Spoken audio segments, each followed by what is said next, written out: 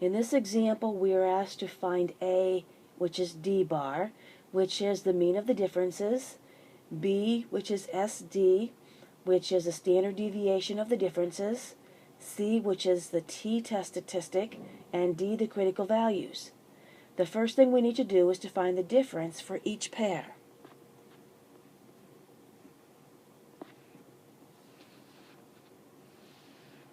So the first pair we have 8 and 9.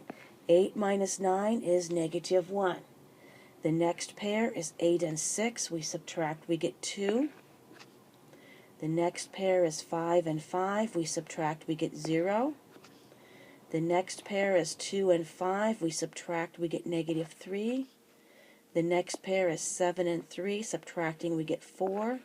And the last pair, we have 3 and 8. We subtract and we have negative 5.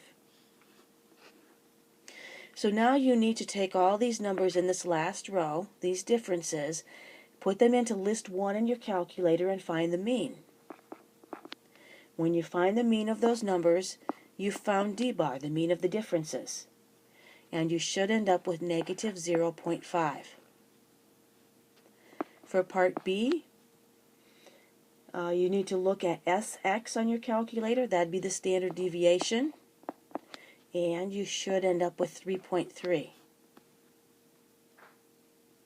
For part C, we need to find T, the test statistic. T is equal to D bar over SD divided by the square root of N.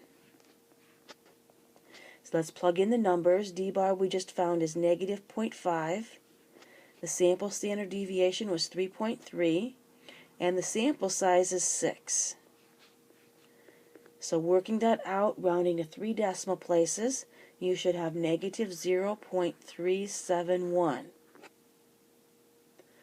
Critical value or values.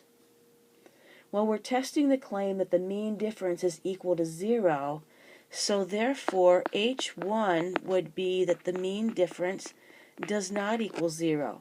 So since we have a not equal to sign, that means that we have a two-tailed test, and they told us that alpha was equal to 0.05, so we have 0.025 in each tail, 0.95 in the center.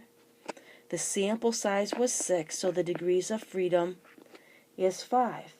And using table A3, you should find the critical values to be negative 2.571 and a positive 2.571.